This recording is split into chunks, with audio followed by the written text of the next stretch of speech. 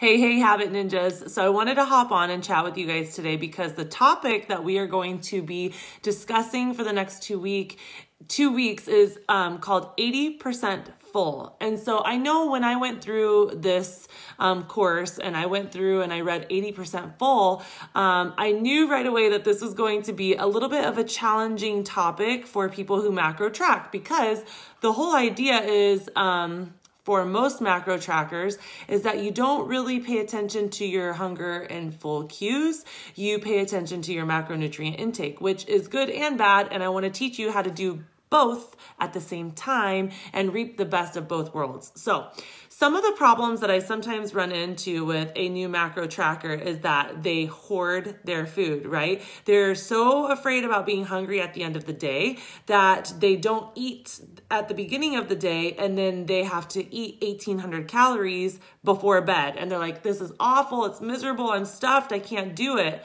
So as you guys have experienced, or most of you have, we have had to learn how to spread our food out as macro trackers to make it work for us so that we don't feel hungry, so that we don't feel overstuffed, so that we hit our numbers and aren't eating too late or running out of food too early.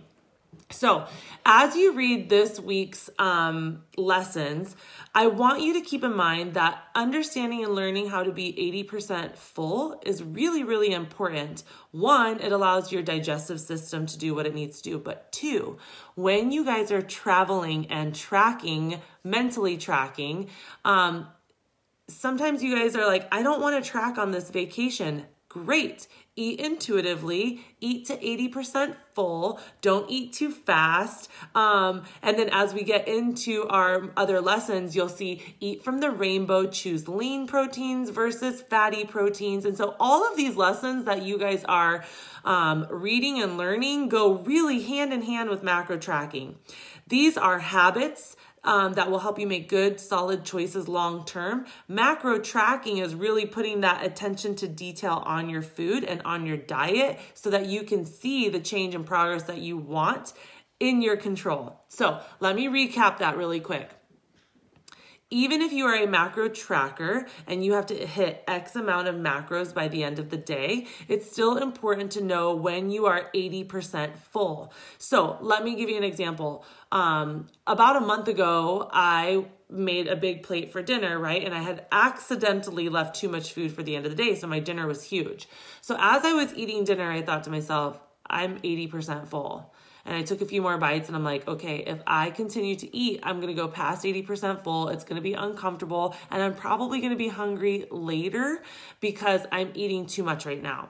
So what I did was I covered my plate with saran wrap and I stuck it in the refrigerator. And I waited about 2.5, 3 hours because we eat dinner early. We eat at like 5 because my kids have practice or they go to bed early when they don't have practice.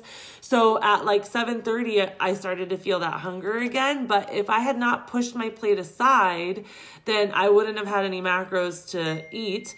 And I would have been overstuffed earlier, hungry later. So do you see the balance that kind of has to go down?